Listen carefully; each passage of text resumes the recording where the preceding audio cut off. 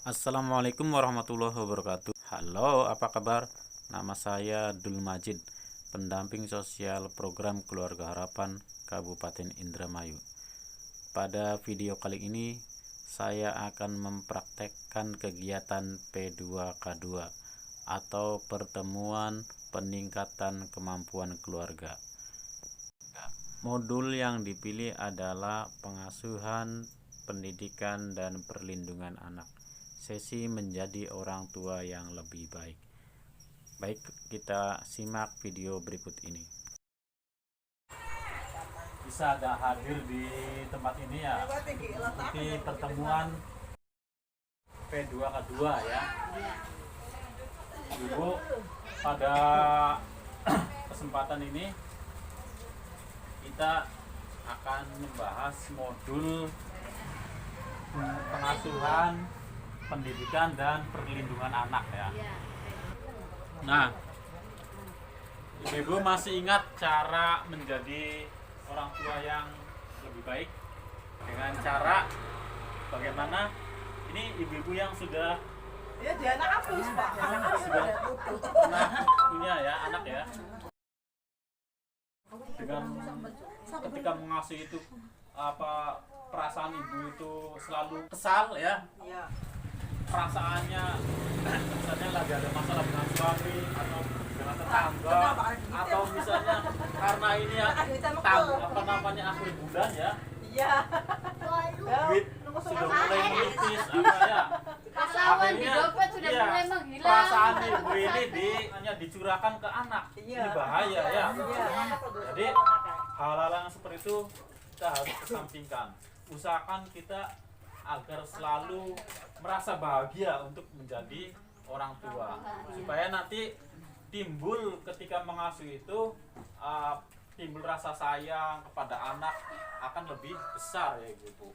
Jadi walaupun kita itu misalnya sudah capek ya, siang kerja ya, cuci piring segala macam, cuci baju apa, nah pas habis maghrib ya kita capek tapi anak pengen bermain dengan kita tidak ini ya, jangan merasa malas ya.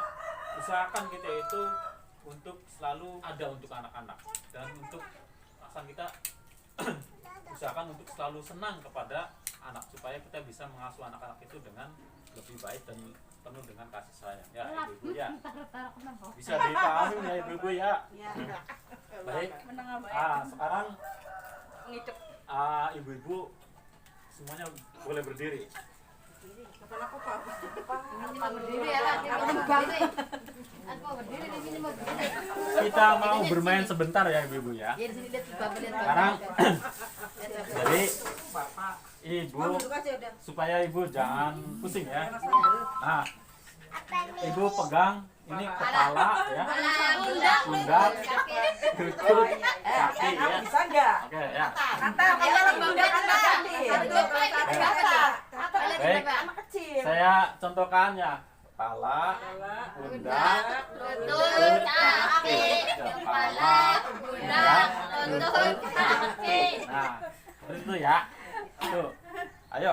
Kepala, pundak, lutut, kaki. Kepala, pundak, lutut, kaki. Kepala, pundak, lutut, kaki. Kepala, pundak, lutut, kaki. Baik. Halo. Ibu ya. Baik, kan tadi ibu-ibu ya. Aku atis tadi. Menurut ibu-ibu apa yang ada di perasaan ibu ya ketika saya bilang lutut tapi saya pegang kepala, ibunya pegang Lutut. iya lutut, saya bilang kepala, ibunya pegang lutut karena mengikuti saya ya. Apa perasaan ibu? Ya senang lucu. Ayo bertilep.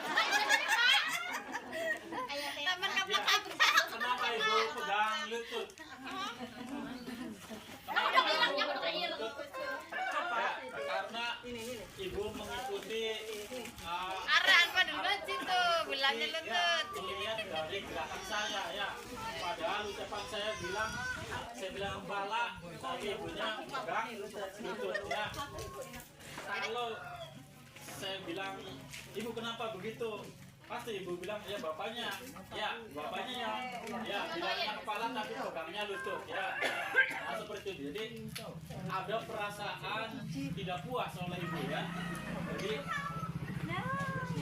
ibu merasa tidak puas karena apa yang saya katakan tidak sesuai dengan perbuatan.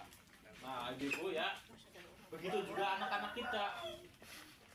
Jadi ketika kita sebagai orang tua mengatakan atau menyuruh sesuatu, tapi tindakan kita atau perbuatan kita tidak sesuai dengan ucapan kita, maka anak kita pasti dalam hatinya akan ada perasaan tidak puas atau perasaan kesal dan ya kecewa karena apa yang dikatakan oleh orang tua tidak sesuai dengan tindakannya atau perbuatannya ya. Maka dari itu ya, dari apa yang saya sampaikan tadi bahwa anak-anak kita itu akan lebih gampang meniru perilaku kita atau perbuatan kita daripada teori-teori atau ucapan-ucapan yang kita sampaikan ya. Paham ya ibu ya? Kalau misalnya kita bilang orang tua nih, nah adus ya, mandi udah sore, nih sholat asar, tapi orang tuanya kitanya ya justru belum mandi atau misalnya lagi ngobrol sama tetangga ya. Nah ini tindakan seperti ini yang tidak mencerminkan atau tidak mencontohkan kesesuaian antara ucapan dan tindakan ya. Paham ya ibu ya? Satu contoh lagi, anaknya suruh ngaji, suruh belajar tapi orang tuanya sambil nonton sinetron. Nah ini yang tidak mencerminkan perilaku sebagai orang tua yang baik ya ibu ya. Jadi tindakan orang tua itu harus sesuai antara ucapan dengan tindakan atau perilaku. Jadi kalau misalnya menyuruh anak untuk belajar ya setelah maghrib, nah orang tuanya juga diharapkan mengiringi atau mendampingi anak untuk ikut belajar supaya anak merasa lebih senang ya ketika belajar. Baik ibu-ibu, dari apa yang sudah saya sampaikan ya, mungkin itu saja ya. Ibu-ibu bisa mempraktekkannya ini nanti di rumah. Jadi ya misalnya yang